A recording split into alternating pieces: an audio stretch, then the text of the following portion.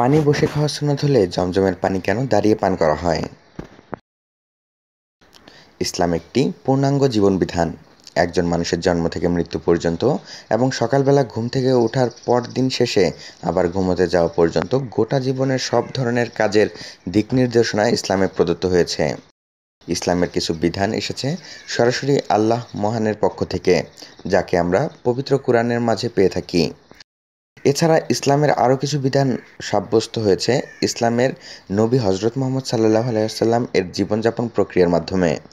তবে জেনে রাখার বিষয় হলো, রাসূল সাল্লাল্লাহু আলাইহি ওয়াসাল্লামের জীবনযাপন প্রক্রিয়াও মূলত আল্লাহ মহানের নির্দেশনায় বাস্তবায়িত হয়েছে।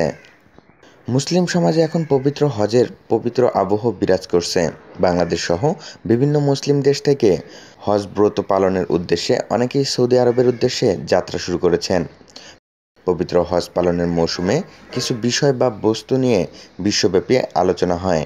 তার মাঝে জমজমের কূপের পানির বিষয়টি অন্যতম। এমন কোনো হাজী সাহেব পাওয়া যাবে না যিনি হজ শেষে পবিত্র এই কূপের পানি সঙ্গে করে না নিয়ে আসেন।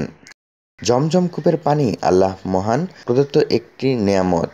আমরা জানি সাধারণত পানি বসে পান করা সুন্নত, কিন্তু জমজমের পানি দাঁড়িয়ে খাওয়ার বিধান রয়েছে ইসলামে। এটা কেন? এই বিধান কতটুকু কোরআন হাদিসে সম্মত?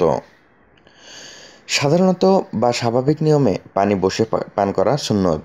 এ ব্যাপারে রাসূল সাল্লাল্লাহু আলাইহি ওয়াসাল্লাম এর হাদিস রয়েছে এবং এই বিষয়টির প্রতি রাসূল সাল্লাল্লাহু আলাইহি ওয়াসাল্লাম গুরুত্ব আরোপ করেছেন। হযরত আনাস রাদিয়াল্লাহু তাআলা আনহু থেকে বর্ণিত, নবী সাল্লাল্লাহু আলাইহি ওয়াসাল্লাম দাঁড়ানো অবস্থায় পানি পান করাকে তিরস্কার করেছেন। মুসলিম শরীফ 5113, বাংলা ইসলামিক ফাউন্ডেশন কর্তৃক প্রকাশিত।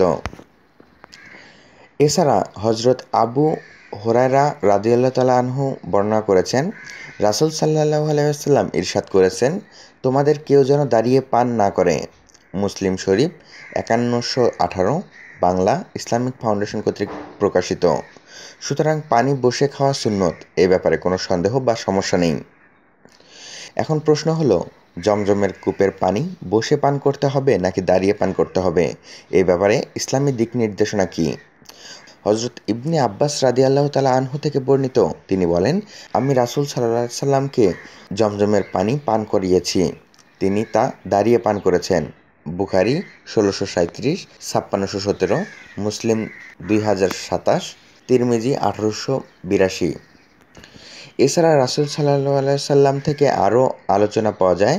হযরত জাবের রাদিয়াল্লাহু তাআলা আনহু থেকে বর্ণিত, রাসূল সাল্লাল্লাহু আলাইহি ওয়াসাল্লাম ইরশাদ করেছেন, জমজমের পানি যে জন্য পান করা হয়ে থাকে তা সেজন্যই হবে। অর্থাৎ জমজমের পানি পান যে উদ্দেশ্যে পান করা হবে তাই পূর্ণ হতে পারে। সুনানে ইবনে মাজাহ 3062, মুসনাদে আহমদ 14849।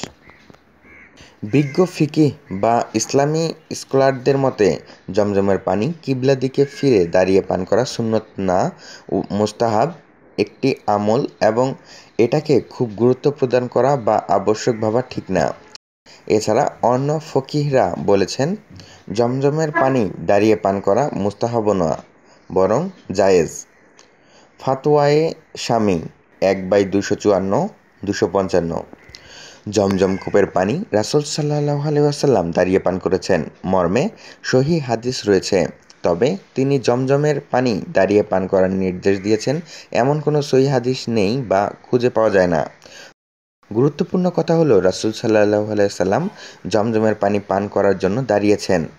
ব্যাপারটি এমন নয়, যখন তিনি জমজমের পানি পান করেছেন তখন সেখানে বসার মতো কোনো ব্যবস্থা ছিল না, ফলে রাসূল সাল্লাল্লাহু আলাইহি ওয়াসাল্লাম দাঁড়িয়ে জমজমের পানি পান করেছেন। সুতরাং বিষয়টিকে খুব কঠিনভাবে নেওয়ার কোনো সুযোগ নেই, বরং জমজমের পানিকে দাঁড়িয়ে পান করার বিধান বানানো বা আবশ্যক ভাবার কোনো অবকাশও নেই। রাসূল সাল্লাল্লাহু আলাইহি ওয়াসাল্লাম পরিস্থিতির কারণে জমজমের পানি দাঁড়িয়ে পান করেছেন।